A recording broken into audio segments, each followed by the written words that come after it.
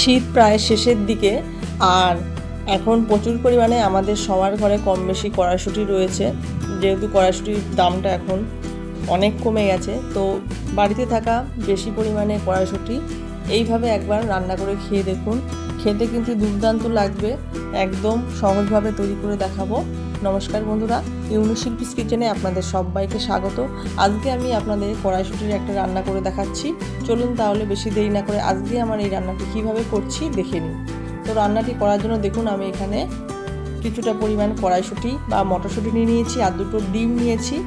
এইবার এই কড়াইশুঁটিগুলোকে আমি ছাড়িয়ে নেব।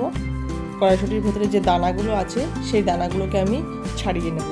তো বন্ধুরা, আমার ভিডিওটা যদি আপনাদের একটু ভালো লেগে থাকে তাহলে একটা লাইক করে, কমেন্ট করে, সাবস্ক্রাইব করে পাশে থাকবেন, আর স্কিপ না করে পুরো ভিডিওটা দেখবেন। আশা করছি আপনাদের ভালোই লাগবে। তো দেখুন, সব কটা মটরশুঁটি আমি ছাড়িয়ে নিয়েছি আর দুটো ডিম নিয়েছি। এইবার এই মটরশুঁটির যে দানাগুলো আছে সেইগুলোকে আমরা একটা মিক্সার মেশিনের বাটিতে দিয়ে দিচ্ছি, দিয়ে ভালো করে পেস্ট করে নেব। তো দিয়ে দিলাম, ভালো করে ধুয়ে পরিষ্কার করে নিয়েছিলাম কড়াইশুঁটিগুলো।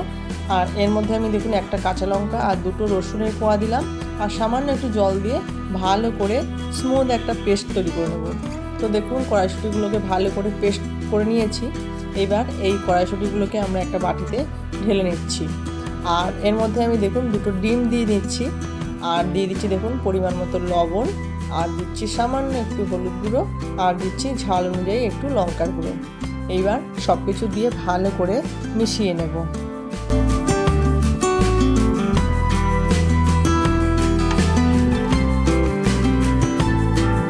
খুব ভালো করে কড়াইশুঁটি আর ডিম মিশিয়ে নিয়েছি। এবার এটা সাইডে রেখে দিচ্ছি। আর এদিকে দেখুন একটা ফ্রাই প্যান নিয়েছি, তার মধ্যে আমি পরিমাণ মতো সরষের তেল দিয়ে নিচ্ছি। তেলটা গরম হয়ে গেলে আমি এর মধ্যে যে মটরশুঁটি আর ডিমের মিশ্রণ তৈরি করে রেখেছিলাম সেটাকে আমরা দিয়ে দেবো। তেলটাকে ভালো করে ছড়িয়ে দিলাম ফ্রাই প্যানের মধ্যে। এইবার কড়াইশুঁটির পেস্টটাকে আমরা ফ্রাই প্যানের মধ্যে দিয়ে দিচ্ছি, ভালো করে দিয়ে দিয়েছি। এইবার খুন্তির সাহায্যে একটু ছড়িয়ে দিচ্ছি। গ্যাসের ফ্লেমটাকে আমি এই মুহূর্তে লো মিডিয়াম করে রেখেছি, একদম হাই করিনি, একদম লো করিনি, মিডিয়াম ফ্লেমে করে আমি এটাকে ভালো করে একটু ছড়িয়ে দিলাম। ছড়িয়ে দিয়ে এবার এটাকে আমরা ঢাকনা চাপা দিয়ে 3 থেকে 4 মিনিটের জন্য রান্না করে নেব। গ্যাসের ফ্লেমটাকে এবার আমরা একটু লো করে দিলাম। 3 থেকে 4 মিনিট আমরা এটাকে ঢাকনা চাপা দিয়ে রান্না করে নিচ্ছি। 3 থেকে 4 মিনিট পর দেখুন ঢাকনাটাকে খুলে দিলাম, একটু করে নাড়াচাড়া দিয়ে নিচ্ছি। দেখুন একটা সাইড কিন্তু খুব সুন্দরভাবে হয়ে গেছে। এবার একটা প্লেট দিয়ে উল্টো করে নিয়ে অপর পিঠটাকে আমরা এরকমভাবে ভেজে নিচ্ছি। তো দেখুন এক পাশ ভালো করে ভাজা হয়ে গেছে, এবার ওই পাশটাকে আমরা ভেজে নিচ্ছি। আবারও ঢাকনা চাপা দিয়ে 2 থেকে 3 মিনিট দিয়ে রাখলাম।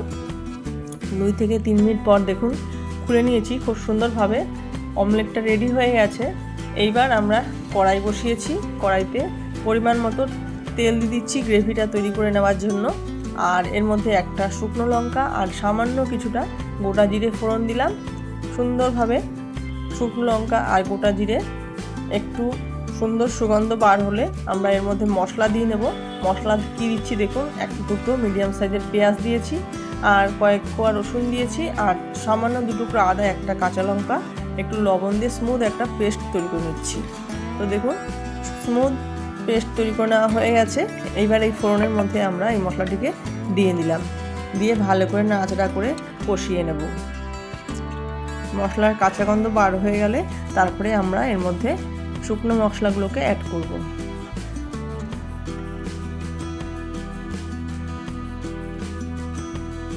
নাড়াচাড়া করে মশলাগুলোকে ভালো করে কষিয়ে নিচ্ছি।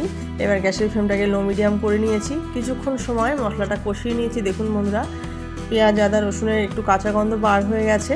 এবার এখানে আমরা একটা টমেটো পেস্ট দিয়ে নিলাম, দিয়ে টমেটো পেস্টটাকেও একটু সুন্দরভাবে কষিয়ে নেব। টমেটো পেস্টের গন্ধ, কাঁচা গন্ধ বার হয়ে গেলে তারপরে আমরা এখানে শুকনো মশলাগুলোকে অ্যাড করব। তো দেখুন কিছুক্ষণ কষানোর পর সামান্য একটু জিরের গুঁড়ো, সামান্য একটু ধনের গুঁড়ো, আর ঝাল অনুযায়ী লঙ্কার গুঁড়ো দিয়েছি, আর দিয়ে দিচ্ছি পরিমাণ মতো হলুদ গুঁড়ো। দিয়ে মশলার বাটি ধোয়া একটু জল দিয়ে মশলাটাকে আবারও আমরা কষিয়ে নেব, মশলা থেকে তেল না ছাড়া অবধি। নাড়াচাড়া করে নিয়ে মশলাটাকে আমরা কিছুক্ষণ সময় খুব ভালো করে কষিয়ে নেব।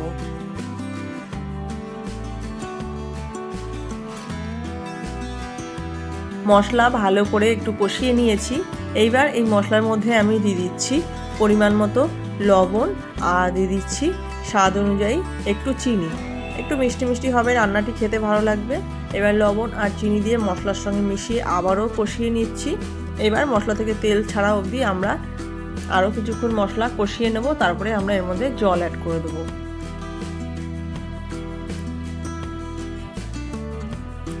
তো দেখুন বন্ধুরা, মশলা এবার আমার খুব ভালো মতো কষানো হয়ে গেছে, মশলা থেকে তেল ছেড়ে দিয়েছে। এইবার এখানে আমরা পরিমাণ মতো গ্রেভির জন্য জল অ্যাড করে দিচ্ছি। এখানে আমি উষ্ণ গরম জল দিচ্ছি, আপনারা চাইলে ঠান্ডা জলও দিতে পারেন। আমি এখানে গরম জল অ্যাড করছি। তো দেখুন পরিমাণ মতো জল দিয়ে দিলাম। আমি রান্নাটি গ্রেভি খুব একটা রাখবো না, মাখো মাখোই রাখবো, তাই সেই পরিমাণে আমি জলটা এর মধ্যে অ্যাড করলাম। জল দেওয়ার পর ভালো করে একটু মিশিয়ে নিচ্ছি মশলার সঙ্গে। মিশিয়ে নিয়ে তারপরে আমরা এই রান্নাটিকে আমরা 5 থেকে 7 মিনিটের জন্য ফুটতে দেবো। 5 থেকে 7 মিনিট পর ফিরে আসলাম। দেখুন বন্ধুরা, ঝোল ভালো মতো ফুটে গেছে।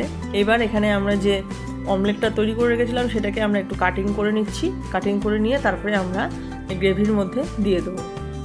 ভালো করে অমলেটটা ঠান্ডা হয়ে গেছে, এবার ভালো করে কাটিং করে নিচ্ছি। আপনারা আপনাদের প্রয়োজন অনুযায়ী শেপ দিয়ে নেবেন। আমি এরকম শেপে করে নিলাম। তো দেখুন খুব সুন্দরভাবে কিন্তু মটরশুঁটির অমলেটটা রেডি হয়ে গেছে। এবার এক এক করে আমরা এই অমলেটগুলোকে গ্রেভির মধ্যে ছেড়ে দিচ্ছি। তো গ্রেভির মধ্যে এক এক করে অমলেটগুলোকে ছেড়ে দিচ্ছি, দিয়ে ভালো করে মিশিয়ে নেব। মিশিয়ে নিয়ে আবারও রান্নাটিকে আমরা 4 থেকে 5 মিনিটের জন্য ফুটতে দেবো।